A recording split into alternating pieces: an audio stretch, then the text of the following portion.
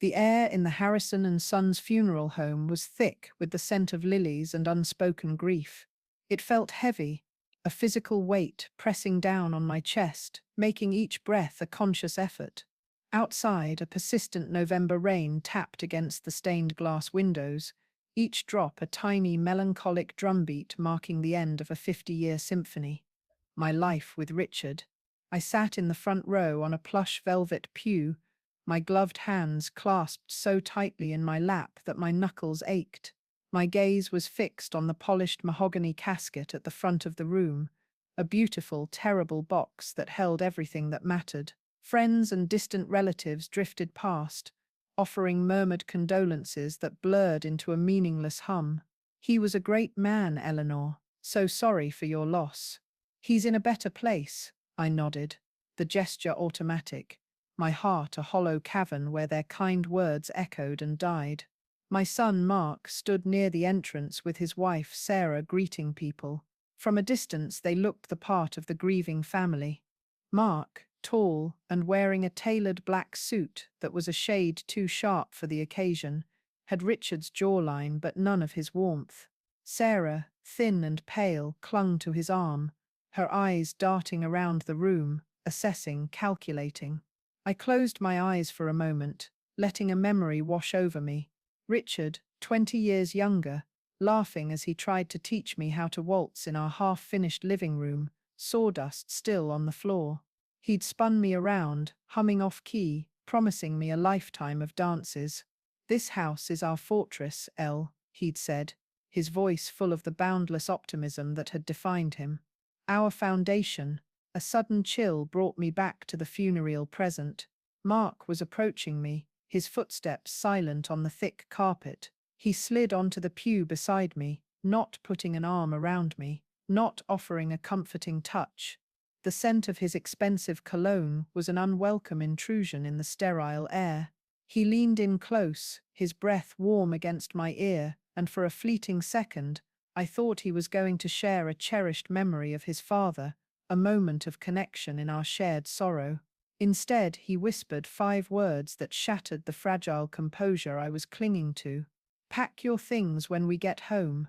The words were so quiet, so devoid of emotion, I thought I must have imagined them.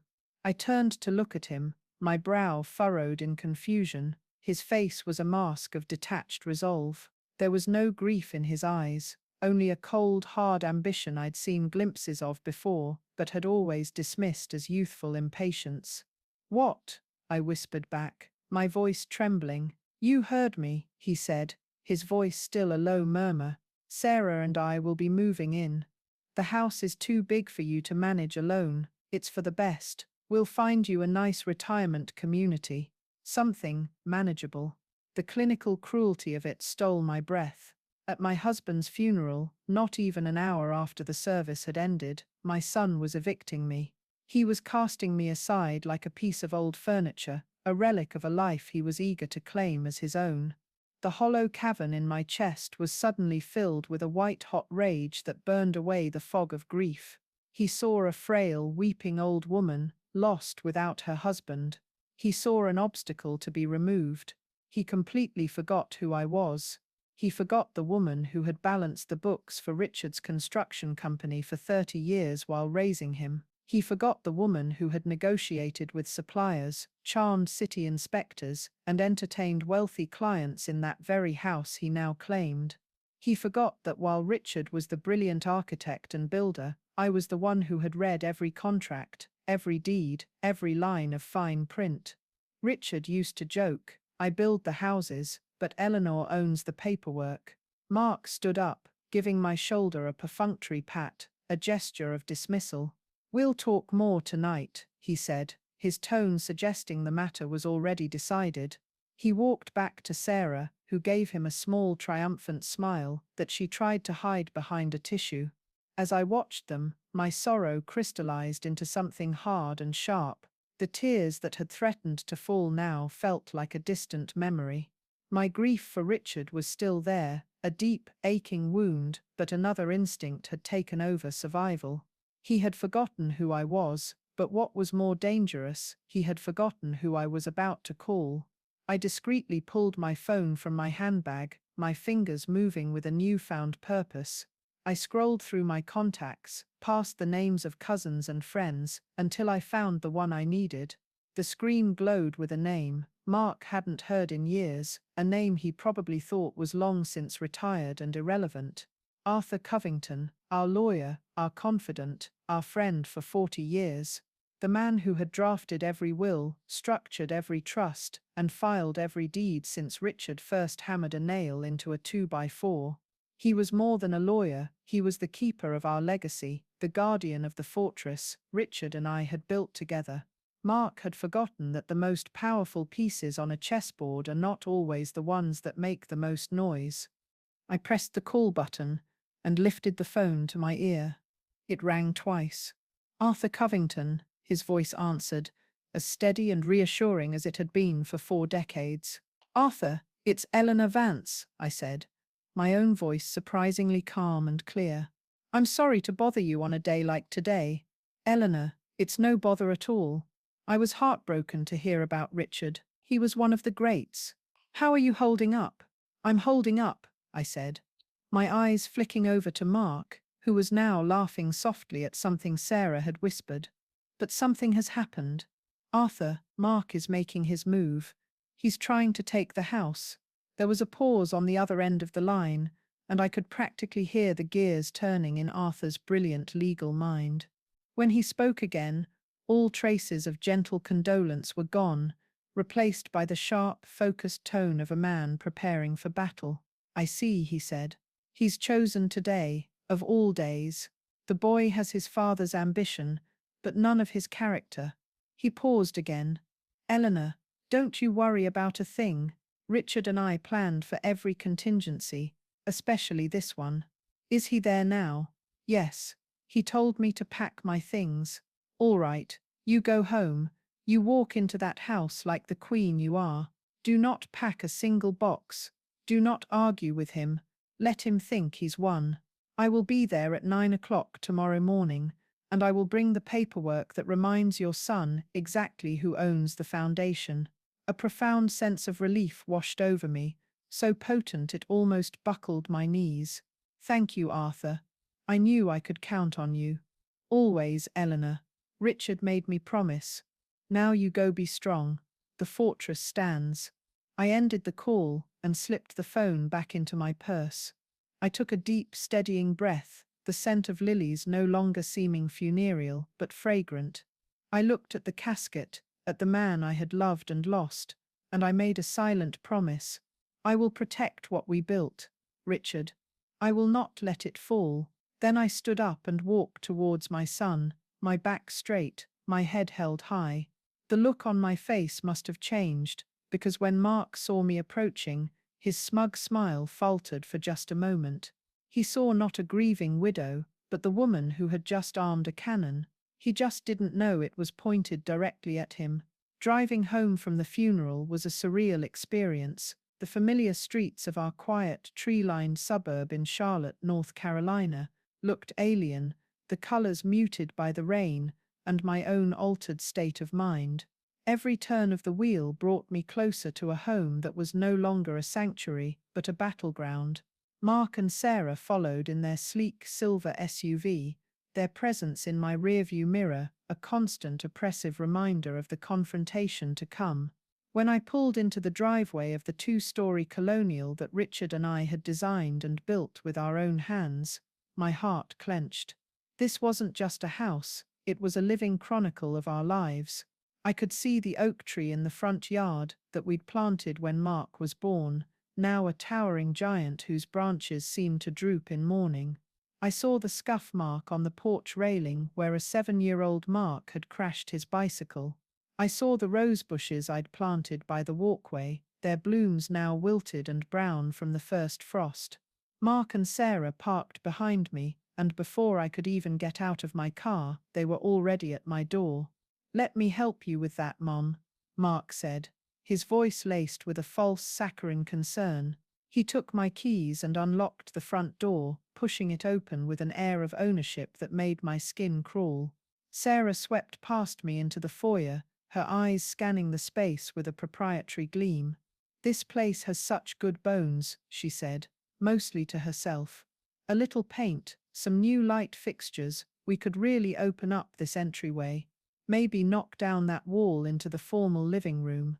I stood frozen on the threshold, listening to her casually plot the dismantling of my life's work. The formal living room she wanted to destroy was where we'd hosted every Christmas, where my grandchildren, her children, had opened their presents. "Let's get you inside, Mom. You must be exhausted," Mark said, gently but firmly guiding me into the house. It was a masterful performance. To any observer, he was the dutiful son, caring for his grieving mother. Only I knew the truth behind the charade. He wasn't guiding me, he was marching me into captivity.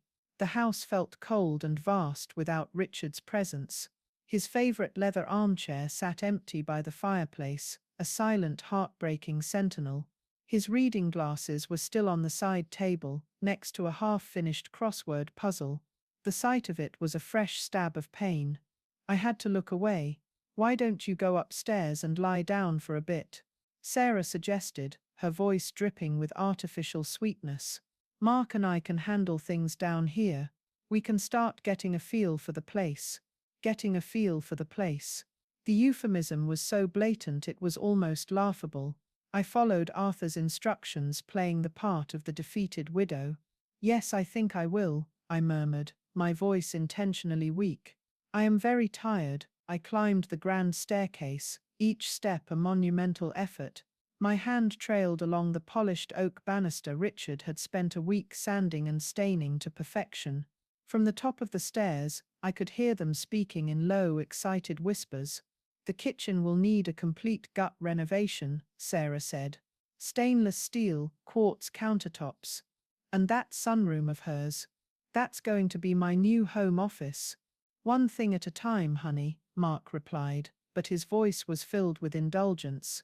"First we need to handle the main issue. We'll give her a week." "That's more than generous." I went into my bedroom, our bedroom, and closed the door, the click of the latch sounding like a cell door locking. The room was filled with memories, with the scent of Richard's aftershave still lingering in the air. I sank onto the edge of the bed, my body trembling not with fear, but with a simmering, controlled fury. I was a prisoner in my own home. For the rest of the afternoon and into the evening, I stayed in my room, listening to them move about downstairs. They weren't loud or disruptive. It was worse than that.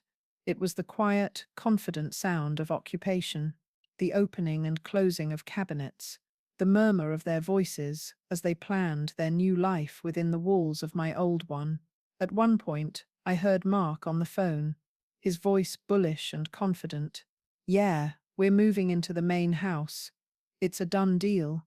Dad left it to me, of course. Mom's going to a facility. It's for the best." He was so certain, so arrogant. His assumption of ownership was absolute. That was his greatest weakness. That evening, there was a soft knock on my door. It was my granddaughter, 10-year-old Lily. She crept in, her face etched with a confusion that mirrored my own pain. "Grandma, are you okay?" she asked. Her big, brown eyes filled with concern. "Mommy and Daddy are being weird." I pulled her into a hug, burying my face in her soft hair. She was the innocent in all of this, a pawn in her parents' greedy game. "I'm okay, sweetie. Just very sad about Grandpa." "They said you're going to move to a new house," she said, her voice small. "Is that true? I don't want you to go." "Don't you worry about that right now," I said, stroking her back. "Some things are for the grown-ups to sort out. And believe me, they will be sorted out." Later, Mark came up with a tray of food, a sandwich and a glass of water, an offering fit for a captive. "Thought you might be hungry," he said, avoiding my eyes. "I'm not," I replied, my voice flat. He sighed, the sound full of performative exasperation. "Look, Mom, I know this is hard, but you have to be realistic. This is a 5-bedroom house. It's too much for you. Sarah and I, with the kids, we can give this house life again. It's what Dad would have wanted. You have no idea what your father would have wanted." I said, my voice dangerously quiet. He flinched, a flicker of anger crossing his face before being replaced by that mask of calm condescension. We'll start looking at places for you tomorrow. There are some lovely assisted living communities nearby. They have gardens, activities. I just stared at him, letting my silence speak for itself. He was describing a cage, no matter how gilded. He finally gave up, leaving the tray on my dresser and backing out of the room. Just get some rest. We have a lot to do tomorrow. I sat in the deepening twilight, the untouched sandwich, a symbol of their pathetic attempt at control. I was playing their game, letting them believe they held all the cards. But I knew that morning was coming. Arthur was coming. And with him, the truth. I spent the night not sleeping but preparing. I didn't pack a single box, as Arthur had instructed. Instead, I gathered my strength. I thought about every sacrifice Richard and I had made, every late night, every risk we took to build this life. This house wasn't just wood and brick. It was the physical manifestation of our partnership, our love, our shared dream. And I would not let my own son, blinded by greed and a sense of entitlement, tear it all down. The night was long and silent. The rain had stopped, and the moon cast long shadows across the bedroom floor. I felt like a general on the eve of a decisive battle, waiting for the dawn, waiting for my reinforcements to arrive. And when the first pale light of morning broke through the curtains, I was ready. At precisely 8:55, "Mum," I went downstairs. The house was already buzzing with Mark and Sarah's energy. Sarah was on her laptop at the dining room table, scrolling through websites with names like Golden Vistas and Serenity Meadows. Mark was on the phone with a real estate agent, discussing the sale of their own house, his voice booming with a confidence that was about to be spectacularly misplaced. "Yes, we're looking for a quick close," he was saying. "We've already moved into the family estate." I walked into the kitchen and put on a pot of coffee, my movements calm and deliberate. They both looked up, surprised to see me looking so composed. I was wearing a simple but elegant black dress, my hair was perfectly coiffed, and I had put on a string of pearls Richard had given me for our 30th anniversary. I was not playing the part of the grieving widow anymore. I was the lady of the house. "Good morning," I said, my voice clear and strong. "Mom," Mark said, ending his call abruptly. "I was just about to come get you. Sarah found a few places I think you'll really like." "That won't be necessary," I replied, pouring myself a cup of coffee. "We're having a guest this morning." Just as the words left my mouth, the doorbell rang. It chimed through the house, a clear, resonant sound that seemed to announce a shift in power. Mark and Sarah exchanged a confused look. "Are you expecting someone?" Sarah asked, a hint of accusation in her tone. "I am," I said, taking a sip of my coffee. "Mark, why don't you get the door? It's for you, after all." Mark, looking wary, went to the door and opened it. Standing on the porch was Arthur Covington. He looked exactly as he always had, timelessly elegant in a charcoal grey suit, his silver hair perfectly combed, his keen eyes missing nothing. In his hand, he held a handsome, well-worn leather briefcase. "Arthur," Mark said, his voice a mixture of shock and disbelief. "What are you doing here?" "Good morning, Mark." "Sarah," Arthur said, his voice polite but firm as he stepped into the foyer, his presence immediately commanding the space. "I'm here to discuss your father's estate. I believe there has been a significant misunderstanding that we need to clear up immediately." Mark's face hardened. "There's no misunderstanding. Dad's will is straightforward. I'm the primary heir. I'm handling his affairs now." "Are you?" Arthur replied, raising a silver eyebrow.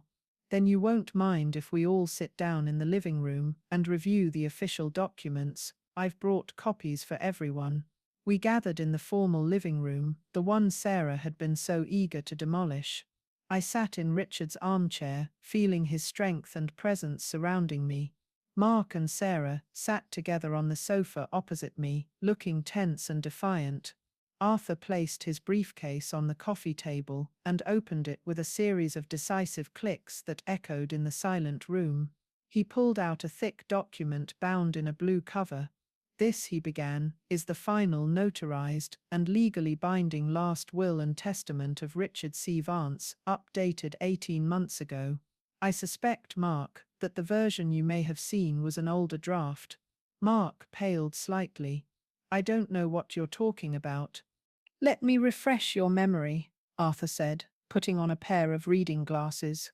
"Your father's will is indeed generous to you. You are the sole heir to his controlling shares in Vance Construction. However, and here Arthur paused for dramatic effect, those shares have been placed in a testamentary trust.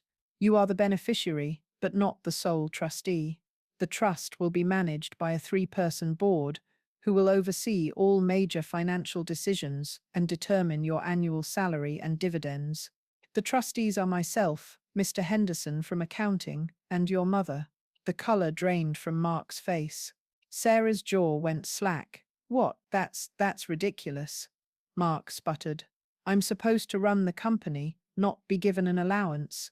"Richard wanted to ensure the company he built would be managed responsibly," Arthur said calmly. "He wanted to protect his legacy and his employees from any rash decisions." The implication was clear. Sarah found her voice first. "The company is one thing, but this house, Richard promised us this house. He always said it would be for Mark and his family." "Ah, yes, the house," Arthur said, a faint smile touching his lips. He reached back into his briefcase and pulled out a second, much slimmer document. He slid it across the coffee table toward them. "What your father said in casual conversation and what he did legally are two different things. This is the deed to this property, 124 Willow Creek Lane. I suggest you read the name listed under owners." Mark snatched the paper, his hands trembling slightly. He stared at it, his eyes scanning the page frantically. Sarah leaned over his shoulder, her own eyes wide with disbelief. "I already knew what it said. I had been there when Richard signed it, 5 years ago, after his first health scare." "This can't be right," Mark stammered, his voice cracking. "It lists the owner as Eleanor M. Vance. Solely, this is a mistake." "I assure you it is no mistake," Arthur said, his voice ringing with authority. 5 years ago, your father, in his wisdom and with great love for his wife, signed the house over to her entirely. It was his gift to her, to ensure that no matter what happened to him or the business, she would always have her home, her fortress. This house is not part of Richard's estate. It does not belong to the trust. It has belonged to your mother, and your mother alone, for the last 5 years. A stunned, suffocating silence filled the room. The truth had landed like a bomb, obliterating their greedy plans in a single devastating blast. Sarah was the first to break, her voice a shrill shriek of denial. You manipulated him. You old witch, you tricked him into signing it over." "That's enough, Sarah," I said, my voice cutting through her hysteria. For the first time I spoke directly to them, not with anger, but with the cold, hard weight of truth. "Your father-in-law was the sharpest man I ever knew. Nobody tricked him. He did it because he loved me, and because I suspect he saw the greed in your hearts long before I was willing to admit it was there. He protected me from you." I stood up from the armchair, feeling taller and stronger than I had in years. I looked at my son, whose face was a canvas of shock, fury, and humiliation. "You whispered to me at your father's funeral to pack my things," I said, my voice unwavering. "You planned to put me in a home and discard me. You tried to occupy my house and dismantle my life before your father was even cold in the ground. Well, now I have something to say to you." I walked over to the coffee table and picked up the deed, holding it as if it were a royal decree. "This is my house, Mark. It is my home. And you are trespassing."